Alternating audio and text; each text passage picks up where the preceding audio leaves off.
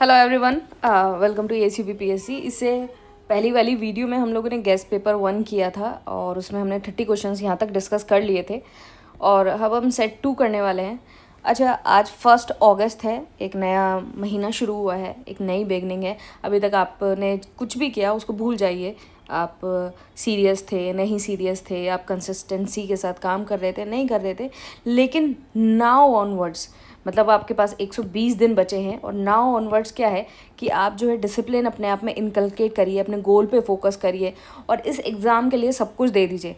मैंने 120 डेज़ का जो है शेड्यूल मैं आज डिस्कस कर लूँगी। मैंने एक हफ़्ते का शेड्यूल तो ऑलरेडी टेलीग्राम पे डाल दिया है। आप पूरा जो शेड्यूल है उसको हम डिस्कस कर लेंगे और do whatever in your capacity to clear the exam. मतलब जो शेड्यूल है आपको उसको रिलीजियसली फॉलो करना है। जैसे फॉर एग्ज़ाम्पल आज अगर ये जैसे मैं आपको दिखा दूँ शेड्यूल,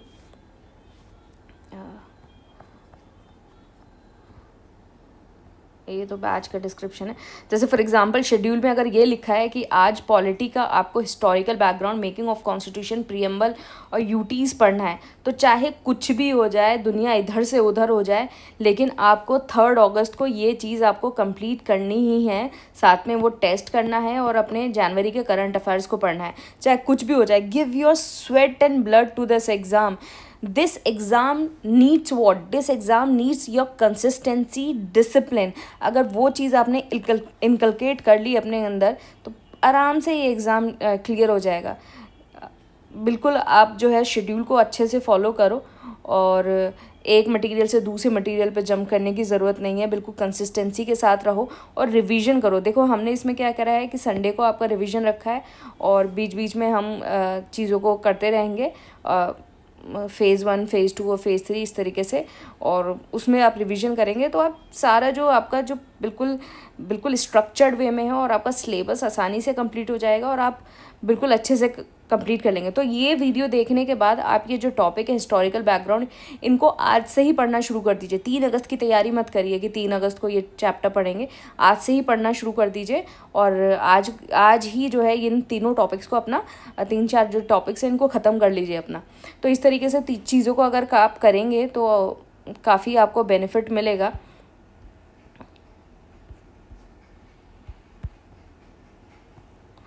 तो आपको इस तरीके से आप ना चीज़ों को रेफ़र करिए। चलिए हम वो डिस्कस कर लेते हैं। हमने क्या 30th क्वेश्चन तक कर लिया था और हम आगे अब अपना देख लेते हैं 31 क्वेश्चन से सेट टू। क्वेश्चन है,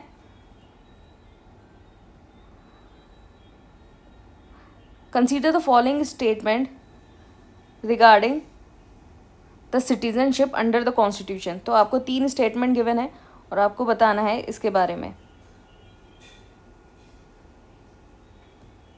तो पहला स्टेटमेंट है, तो constitution provide for single citizenship. दूसरा स्टेटमेंट है, parliament has the power to regulate the acquisition and the termination of the citizenship. देखो मैं दूसरी बात एक और कह रही हूँ कि जैसे ही आपके सामने ये क्वेश्चंस आते हैं, पहले तो आप इनको अटेम्प्ट करने की कोशिश करिए और अटेम्प्ट करने के बाद जैसे फॉर एग्जांपल ये सिटीजनशिप है तो आप सिटीजनशिप वाला चैप्टर को एक बार गो थ्रू कर लीजिए और ये इसके रिलेटेड जो स्टेटमेंट है उनको पढ़ लीजिए। इससे आपका क्या है, चीज़ें बार बार रिवाइज होंगी। आपने सिटीजनशिप वाला चैप्टर पॉलिटी से, लक्ष्मीकांत से खोला और इन सारी चीज़ों को अपना रिवाइज कर लिया। तो पहला स्टेटमेंट बिल्कुल सही है। जो इंडिया है वो सिंगल सिटीजनशिप को फॉलो करती है। तो parliament has the power to regulate the acquisition and termination of the citizenship, ये भी बिल्कुल सही है। आर्टिकल 11 जो है वो एम्पावर करता है पार्लियामेंट को अंडर द सिटीजनशिप एक्ट 1995। और तीसरा जो स्टेटमेंट है वो गलत है कि it's originally contain the provision of OCI, तो ये गलत है। इस लेटर जो सिटीजनशिप अमेंडमेंट एक्ट है उसमें ये इंट्रोड्यूस हुआ था। तो सिटीजनशिप से रिलेटेड जो आर्टिकल है आर्टिकल 5 से 11, तो इन सारे आर्टिकल्स को आप एक बार देख लेना।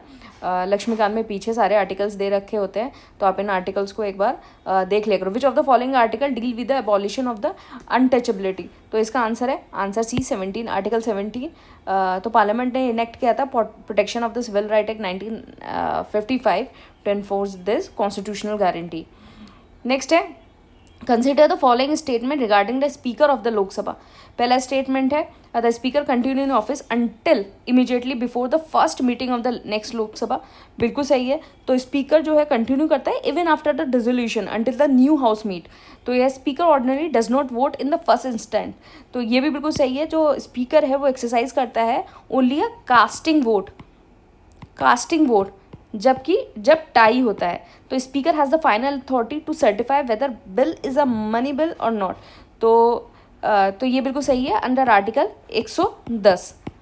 तो ये तीनों स्टेटमेंट आपके सही हैं, तो इसका आंसर सी हो जाएगा। नेक्स्ट है which of the following are the constitutional body. बहुत फेवरेट क्वेश्चन है यूपीपीएससी का, मैच द फॉलोइंग में भी दे देते हैं, आर्टिकल भी पूछ लेते हैं। विच तो फाइनेंस कमीशन सही, article 280। National commission for women, तो ये स्टैट्यूटरी है।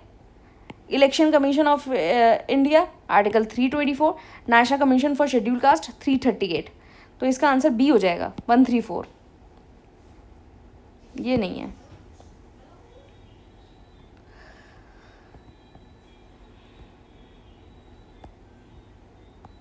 तो ये बैच है 3 अगस्त से स्टार्ट हो रहा है, आप इसमें एनरोल करा सकते हैं। बाकी आप टॉपर्स की कॉपी देख सकते हैं। जैसे अगर कुछ लोग मेंस की प्रैक्टिस कर रहे हैं तो मेंस का भी जो इससे पहले बैच था 18 जुलाई को स्टार्ट हुआ था, उसमें GS 1, 2 और 3 एक बैच ये था और एक बैच GS 4, 5, 6 था। तो आप उसमें एनरोल करा सकते हैं और आप करें तो आप ये टॉपर्स की कॉपी ज़रूर देख लेना, टेलीग्राम पे अपलोडेड है। बाकी पूरा शेड्यूल जो है मैं इन द इवनिंग आपको शेयर कर दूँगी।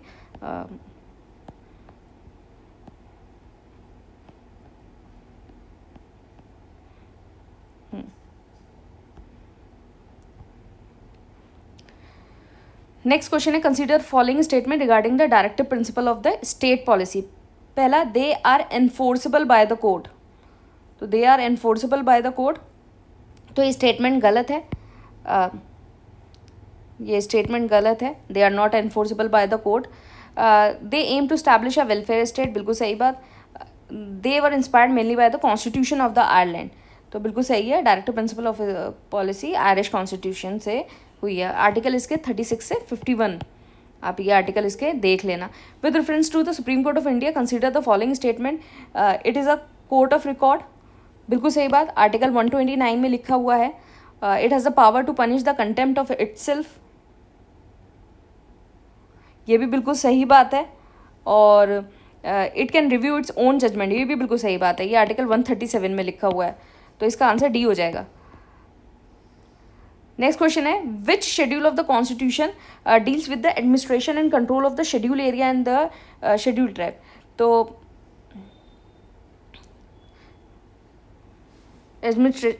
इसका आंसर जो हो जाएगा, आंसर बी हो जाएगा, 5th schedule.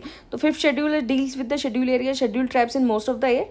And 6th schedule जो है वो बेसिकली 6th शेड्यूल जो है वो रिलेटेड है autonomous administration in the tribal area. तो it's a tribal area and area of the north east, इससे रिलेटेड है। नेक्स्ट है consider the following statement regarding the state election commission. तो state election commission से related, it conducts the election to the panchayat and municipalities, बिल्कुल सही बात।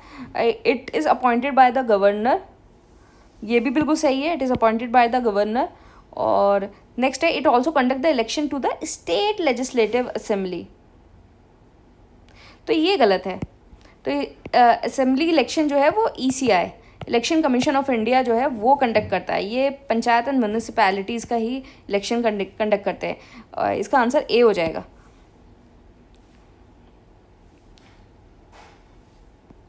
Next question है consider the following statement regarding the fundamental duties, they were added by the constitutional 42 constitutional amendment act, तो ये बिल्कुल सही है। ओरिजिनली दे वर 10, तो ये भी सही है, 10 फंडामेंटल ड्यूटीज़ थी। और 86 कॉन्स्टिट्यूशनल अमेंडमेंट एक्ट 2002 से जो है 11th जो फंडामेंटल ड्यूटी है वो एड हुई, education of the children age 6 to 14 year.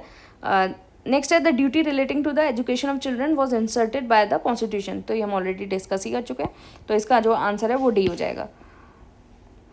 Next question है 40, consider the following statement regarding the inter state council. Inter state count, it is establish under article 263, बिल्कुल सही बात. It is permanent constitutional body, तो ये गलत है. तो basically inter state council जो है आर्टिकल 263 में प्रेसिडेंट जो है स्टैब्लिश करता है काउंसिल इफ़ कंसीडर्ड नेसेसरी. तो constitution does not itself create a permanent body. Constitution जो प्रेसिडेंट करता है if it's necessary. It is intended to promote coordination between union and state. ये बात सही है, इसका आंसर ए हो जाएगा. नेक्स्ट क्वेश्चन है consider following regarding the fundamental right. Fundamental right से रिलेटेड है. Article 40 guarantee equality before law, equal protection of law, बिल्कुल सही बात. Equality before law is a concept borrowed from British, ये भी बिल्कुल सही है. And it is a negative concept, it's a negative in nature. And equal protection of law is borrowed from the USA and it is a positive concept. तो इसका answer C हो जाएगा. तो इक्वालिटी बिफोर लॉ का मतलब आपका हो गया कि आपका जैसे फॉर एग्जांपल इनडायरेक्ट टैक्स है. इनडायरेक्ट टैक्स है कि सबको समानता से टैक्स लगेगा इर्रेस्पेक्टिव ऑफ उसकी क्या आय है क्या नहीं है. तो मतलब इक्वालिटी है सबके लिए. लेकिन आप डायरेक्ट टैक्स को देख लो, आपका इनकम टैक्स हो गया, तो उसमें क्या है कि आपकी जिस हिसाब से सैलरी है, आपकी इनकम है, उस हिसाब से आपको स्लैब में बांटा जाएगा. तो इसमें इक्वल प्रोटेक्शन ऑफ लॉ हो गया.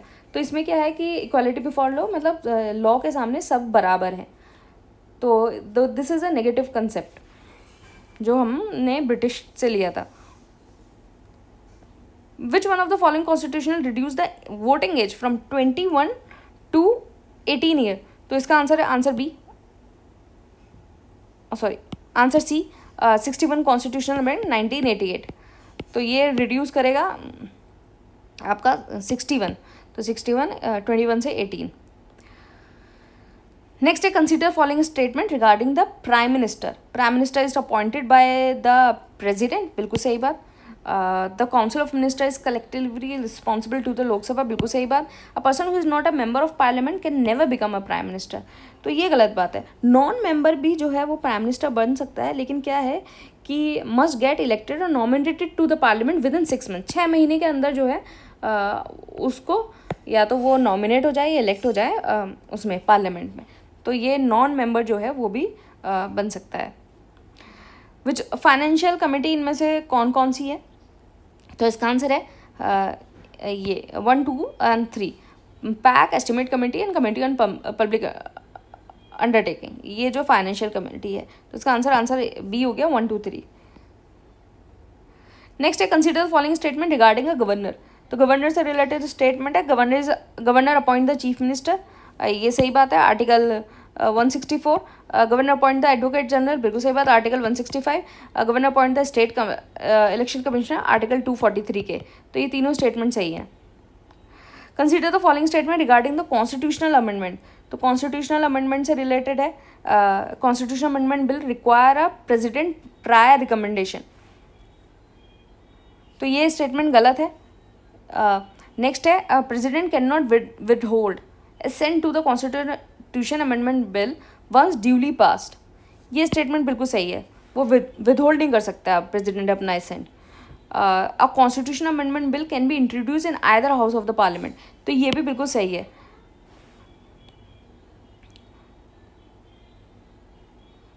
इसका आंसर ए हो जाएगा 2 and 3.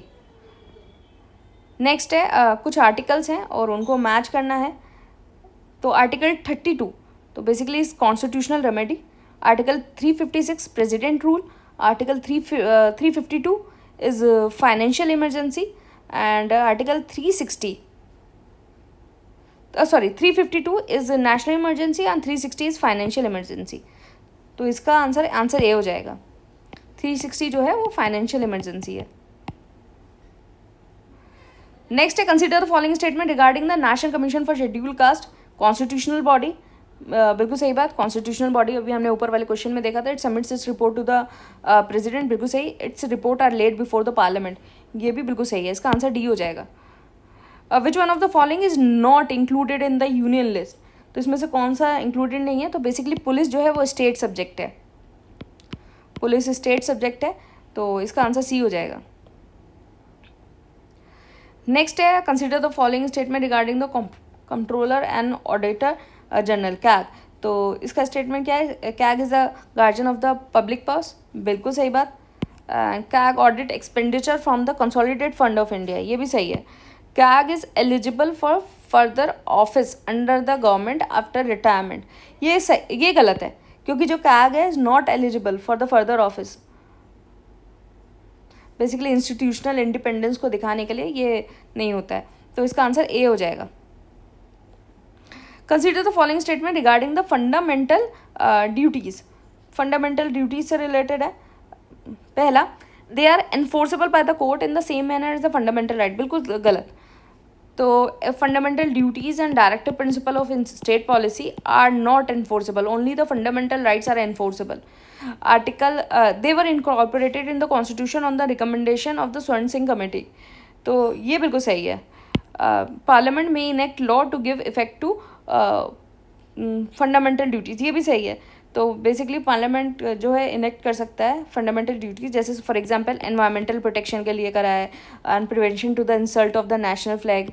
तो ये जो है वो लॉज एक्ट जो बनाए हैं फंडामेंटल ड्यूटीज़ को प्रिजर्व करने के लिए। तो आप मुझे कमेंट में बताएंगे कि एनवायरनमेंट से रिलेटेड कौन सी फंडामेंटल ड्यूटीज़ है एंड फ्लैग से रिलेटेड जो है डिसऑनर से रिलेटेड कौन सी है, तो आप ये बताएंगे। Question number 52, which one of the following article provide for the establishment of the finance commission.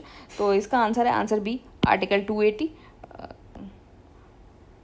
Consider the following statement regarding the council of minister. The council of minister is collectively responsible to the Lok Sabha, बिल्कुल सही। Minister hold office during the pleasure of the president, तो ये भी बिल्कुल सही बात है। And the size of the council of minister at the union level can not exceed 15% of the total strength, तो ये भी सही बात है। कहाँ से? 91 कॉन्स्टिट्यूशनल अमेंडमेंट एक्ट 2003 है कि जो साइज़ है वो 15% से ज़्यादा नहीं होना चाहिए। Consider the following statement regarding the directive principle of the state policy. They promote social and economic democracy, सही है। सोशल, इकोनॉमिक एंड पॉलिटिकल तीनों। And they are fundamental in the governance of the country, बिल्कुल सही बात। And they override fundamental rights in all situation, ये गलत बात है। ये गलत है कि फंडामेंटल राइट और डायरेक्टिव प्रिंसिपल जो है, फंडामेंटल जो राइट्स हैं और directive principle of state policy है, these are complementary, they neither override the other in all situation. Basically ये कॉम्प्लीमेंट्री उसमें काम करते हैं, एक दूसरे को साथ लेके। Next, which of the following is not a power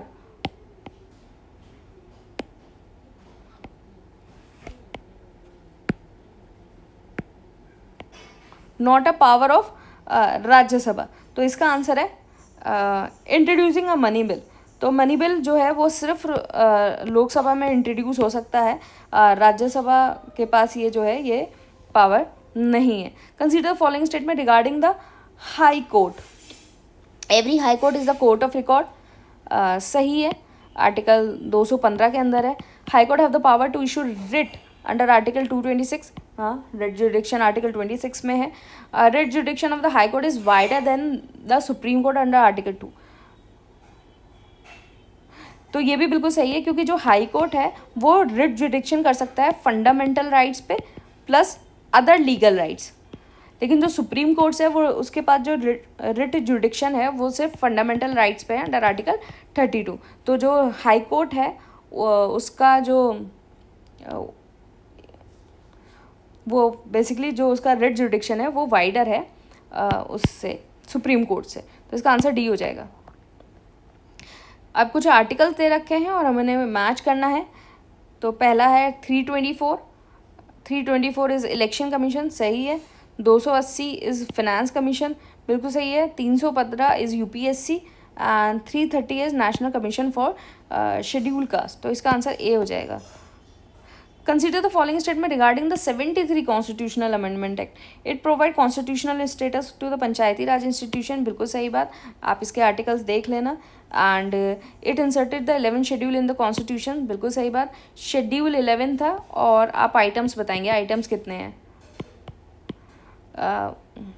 it made the constitution of Gram Sabha optional for the state. तो ये गलत है, क्योंकि ग्राम सभा is a constitutional institution under part 9, तो ये ऑप्शनल नहीं है, तो इसका आंसर ए हो जाएगा। नेक्स्ट क्वेश्चन है, कुछ कॉन्स्टिट्यूशन अमेंडमेंट एक्ट है, आपको उसको लगाना है। 52 किससे रिलेटेड है? एंटी डिफेक्शन से रिलेटेड है। 61 जो है वो एज से रिलेटेड है। 73 जो है पंचायत से रिलेटेड है, ये गलत है। और बेसिकली म्यूनिसपैलिटी से रिलेटेड 74 है। 101 जो है वो जीएसटी से रिलेटेड है, तो इसका आंसर बी हो जाएगा। Consider the following statement regarding the controller and auditor general, तो इससे रिलेटेड है। CAG audit the account of both the union and state, तो ये भी सही है। The CAG is appointed for the fix term of 6 year और until the attaining the age of 65 which is earlier, तो ये भी बिल्कुल सही है। The salary and service of the CAG can not be very to his disadvantage after the appointment, तो ये भी बात बिल्कुल सही है। तो इसका आंसर हो जाएगा आंसर डी, 1 2 3, तो 1 2 3 जो है इसका आंसर हो जाएगा।